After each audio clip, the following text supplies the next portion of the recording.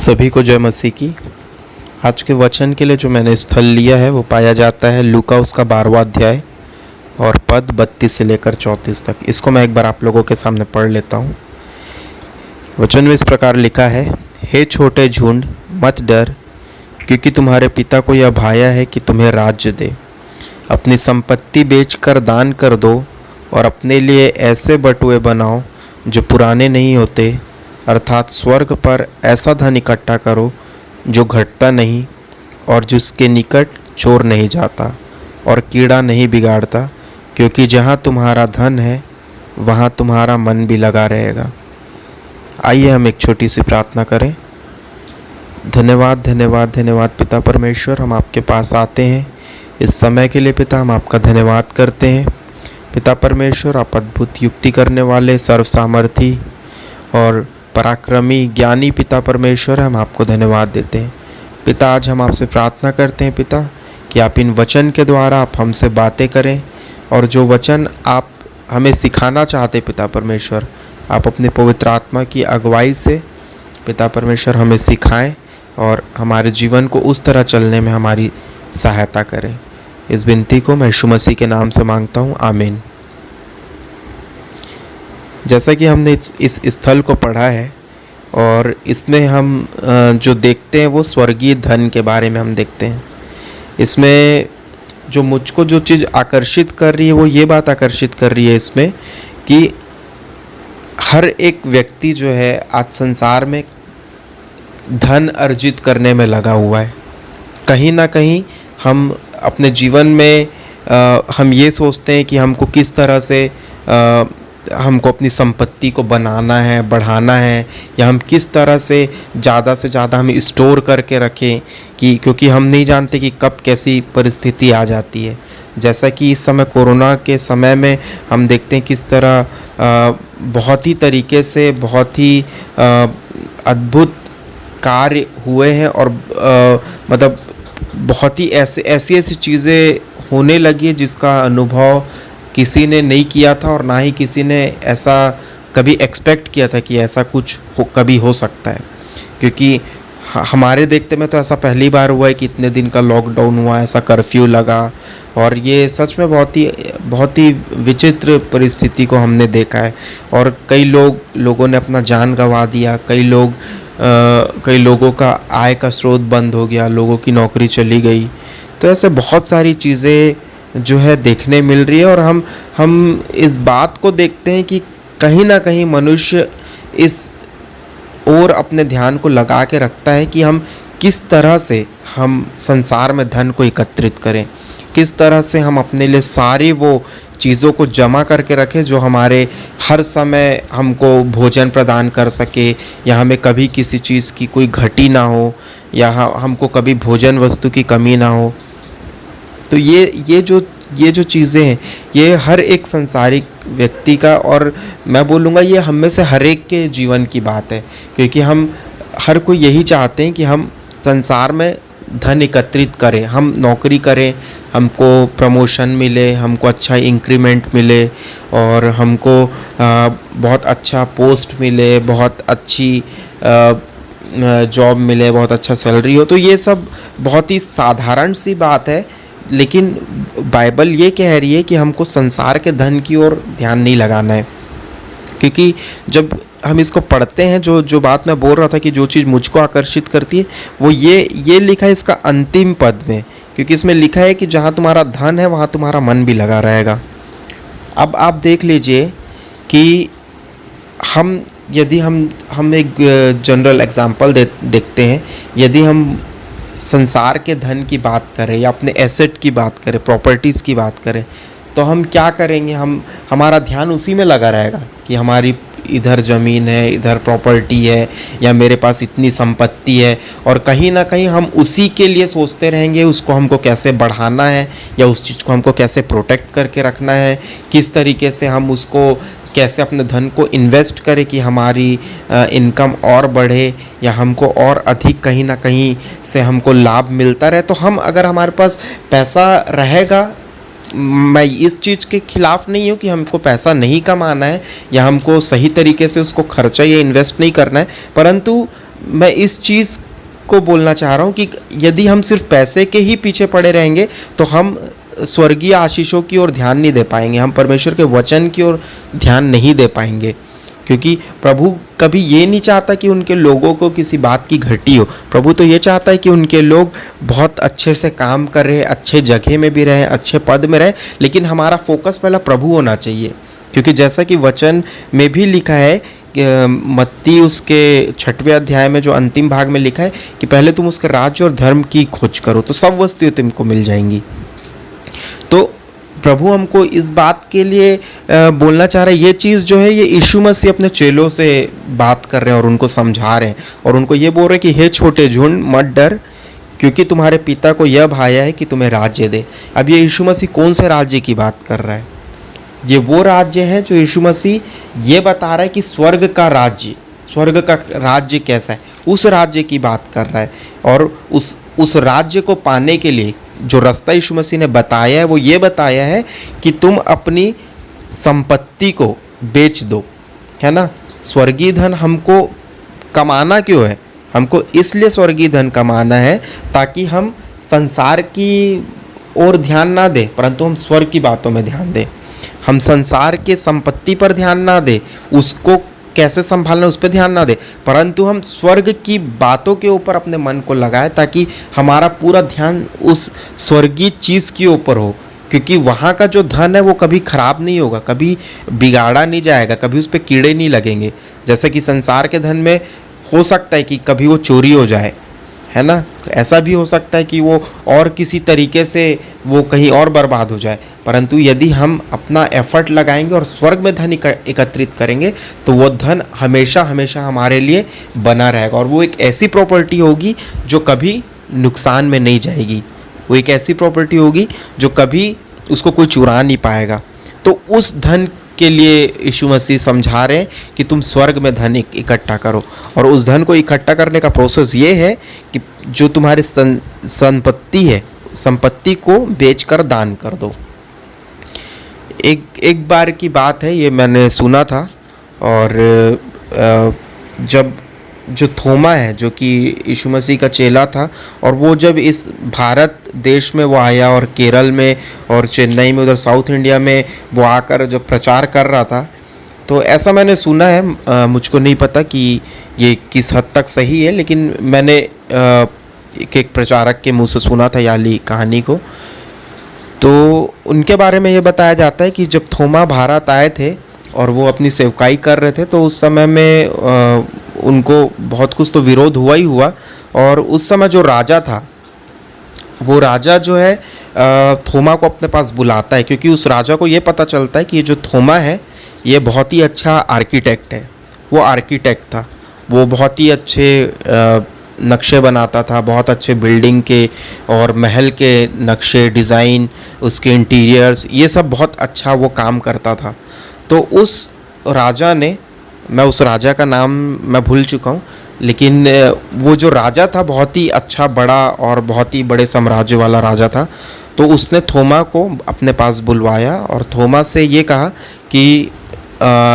ये इतना मेरे पास प्रॉपर्टी है, इतना धन संपत्ति है, और ये एक जगह है, एक खाली जगह उसको दिखाया, बोला कि इस जगह पे मेरे को महल बनाना है। और थोमा को उसने ये बताया कि तुम्हारे लिए तुमको जितना पैसा लगेगा, जितनी तुमको आवश्यकता पड़ेगी, ये सब तुम इस खजाने से निकाल सकते हो। तो थोमा ने बिल्कुल हाँ बोला और वो चला गया वहाँ राजमहल से। और जब वो बाहर गया तो वो तो काम करता था कि लोगों को यीशु मसीह के राज्य के बारे में प्रचार करे, लोगों को ये बताए, वचन के बारे में बताए, उद्धार की शिक्षा दे। वो ये काम करता था इंडिया आने के बाद, और वो राजा से मिलने के बाद भी यही कर रहा था। और क्या करता था थोमा, वो राजमहल से उस खजाने से पैसा निकाल के वो ऐसे कुछ सेवकाई के कार्य में वो पैसे को खर्चा करता था। तो बहुत कुछ समय के बाद, कुछ महीनों के बाद, कुछ दिन के बाद राजा ने सोचा कि अब मैं देखता हूँ कि मेरा महल बनने का काम कहाँ तक पहुँचा है। तो उस राजा ने जब वहाँ पर जाके देखा अपने सिपाहियों के साथ और जो उसके ऑफिसर्स थे उनके साथ जब जाके देखा, तो बोला वो ज़मीन तो वैसी की वैसी पड़ी है, वहाँ तो अभी भी वैसी झाड़ी है, गंदगी है और सब कचरे वहाँ पड़े। वहाँ तो अभी तक साफ सफाई भी नहीं हुआ है, महल बनना तो बहुत दूर की बात। और वो जब देखता है, नोटिस करता है, तो इतने पैसे खजाने से निकल चुके हैं, तो उसको बहुत गुस्सा आता है उसके ऊपर, थोमा के ऊपर। और वो एक आदेश निकालता है कि थोमा को बुलाओ और उसको दंड दिया जाएगा और उसको मार दिया जाएगा। उसको इस तरीके से एक वो आज्ञा निकालता है वो। तो जब थोमा को बुलाता है और उससे ऐसा पूछताछ करता है कि क्या है, क्यों ऐसा हुआ, तो थोमा बताता है कि मैंने आपके लिए जो मतलब मैं परमेश्वर के राज्य के लिए मैंने इस पैसे को खर्चा किया। तो उसको बहुत गुस्सा आता है। और जब उसने, वो राजा ने ऐसा डिसीजन लिया कि मैं इसको थोमा को मरवा दूंगा या उसको ऐसा दंड दूंगा, उसी रात उस राजा के स्वप्न में परमेश्वर ने संदेश भेजा कि उसने उस दर्शन को देखा कि स्वर्ग में एक बहुत सुंदर, बहुत बड़ा, बहुत ही आलीशान महल का दृश्य परमेश्वर ने उसको दिखाया। और उसी समय जब वो उठा तो उसने ये निर्णय लिया कि मैं कुछ गलत कर रहा था, मुझको थोमा को मारना नहीं है। और उसने थोमा से ये कहा कि मैं जान गया हूँ कि तू मेरा महल कहाँ बना रहा है,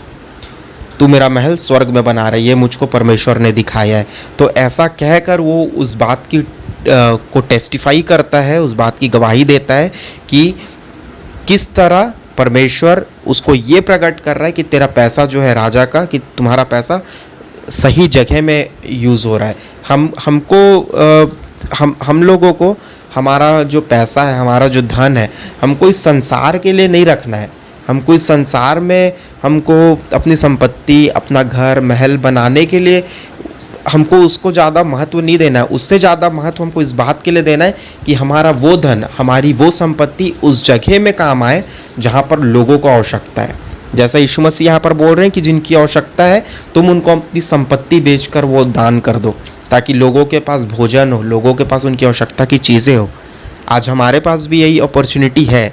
आज हमारे पास भी ऐसी ही परिस्थिति है कि हम, जब लोगों के पास पैसा नहीं है, जब लोगों के पास आय का कोई स्रोत नहीं है, जब लोग भूख के मारे मर रहे हैं, लोगों के पास काम नहीं है, बहुत कुछ लोग किसी न किसी तरीके से कोशिश कर रहे हैं कि वे कैसे अपने घर को चलाएं। आज हम मसीहियों के पास ये मौका है कि हम इस बात को जाने, इस बात की अपने लोगों की सुधि ले कि जिनको यदि किसी चीज़ की आवश्यकता है, अपने अड़ोस पड़ोस में ध्यान दे कि यदि किसी को कोई आवश्यकता है तो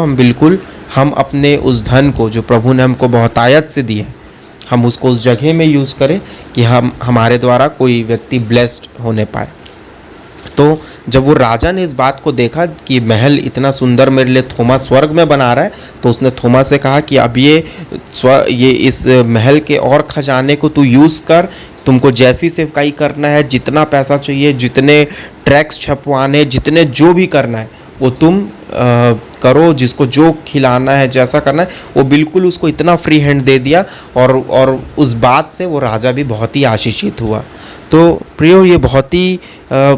अच्छा उदाहरण है। मैं समझता हूँ कि ये चीज़ हम लोगों के सीखने के लिए ही है कि हमारा जो धन है, असली धन हमारा वो नहीं है जो हम इस संसार में कमाते हैं या हम इन्वेस्ट कर रहे हैं या हम उसको बढ़ा रहे हैं या हम प्रॉपर्टी बना रहे हैं। उससे कहीं बढ़कर वो धन है कि हम स्वर्ग में कितना जमा कर रहे हैं। अर्थात हम सीधा स्वर्ग में जाके तो अपने पैसे को वहाँ नहीं रख सकते, परंतु जब हम इस संसार में रहते हुए हम जब सेवा कार्य के लिए, गरीबों की सहायता के लिए, जिसको जैसी भी आवश्यकता है, उस जगह में जब हम उस धन को यूज़ कर रहे हैं, जब हम उस चीज़ को प्रभु को दे रहे हैं, तो ऑटोमेटिक हमारे लिए स्वर्ग में हमारा धन जमा होता जा रहा है। और हमारी बुद्धिमानी इसी में है कि हम ऐसे अपने धन को ऐसे जगह में इन्वेस्ट करें जहां वो कभी डाउन ना हो, जहां उसकी वैल्यू, जैसे हम देखते हैं आज के समय में लोग शेयर ट्रेडिंग करते हैं, शेयर मार्केट में पैसा लगाते हैं और कई बार फ़ायदा होता है और कई बार तो बहुत कुछ नुकसान हो जाता है। तो